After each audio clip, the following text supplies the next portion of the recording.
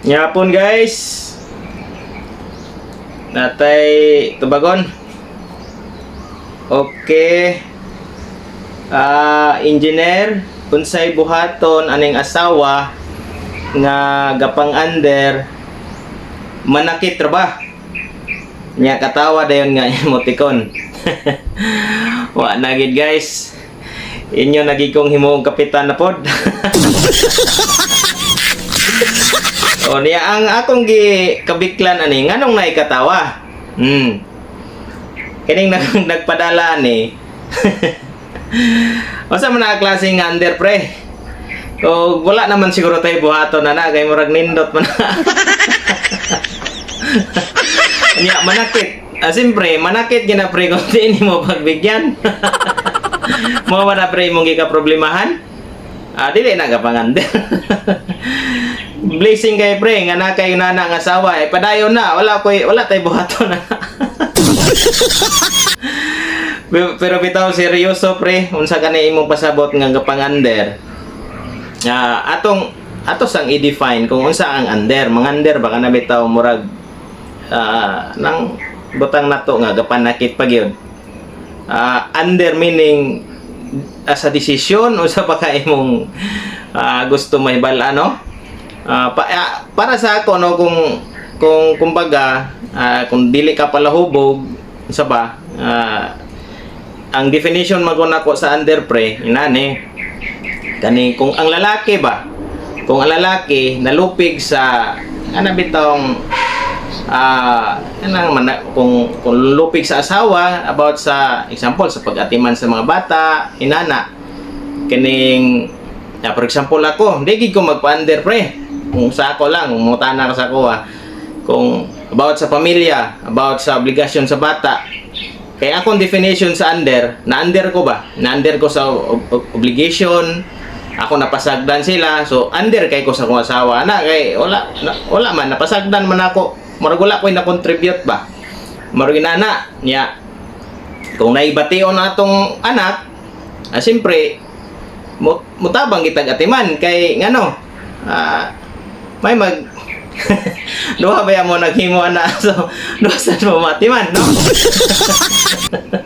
So inana ang ako pasabot na under ko ana kung wala ko ni contribute example sa financial nya kung ako ni uli lang ko og ulian lang na ako hubog nahubog ko ba gikan sa barkada tapos wild inana mo na tinuod nga under pre katong lalaki nga inana under na sa asawa kay nalupig man siya og diskarte nga mulahutay ang pamilya mo nang tinuod nga under dili tong specific nga tungod kay kuan kita lig-on ta og sa atong body murag lig-on gyud ang laki so mo nay masunod so dili na siya mo ipasabot nya basin pug naka-timing ka pre nga nya example uli ani mo ang asawa nya hubog o gikan sa bisan asa nga lakaw nya pag uli nimo wild naka-timing ka nga nay asawa nga karatisyan.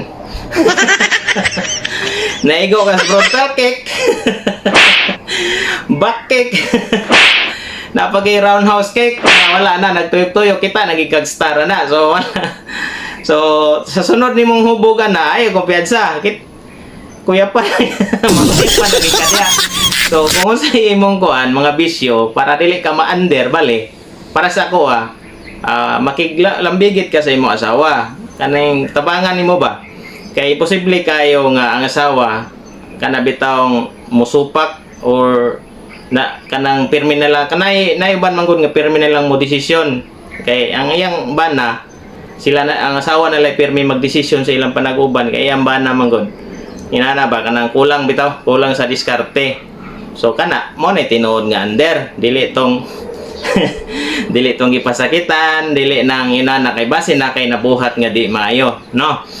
So, ay lang kumpiyansa sa imong asawa. I-check sana. Basin karatisyan na. Birahan juga na antod sa...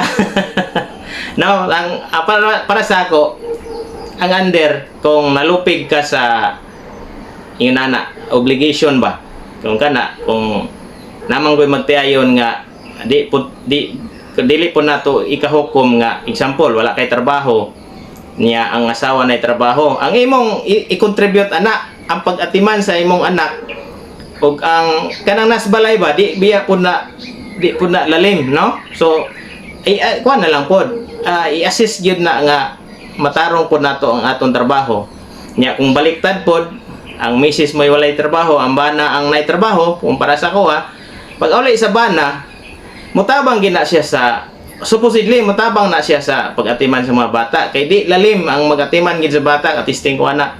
So pag anang gabi tinabangay mo timplas gatas yun ana kay sa ako mangingon duha ba mo naghimo ana. So, duha mo magkuan magtinabangay.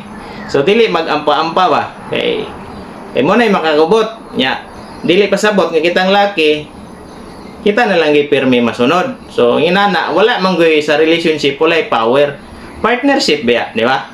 So I hope pre kuan nakatabang ko natubag na ko ang imong pangutana sad. Okay, thank you.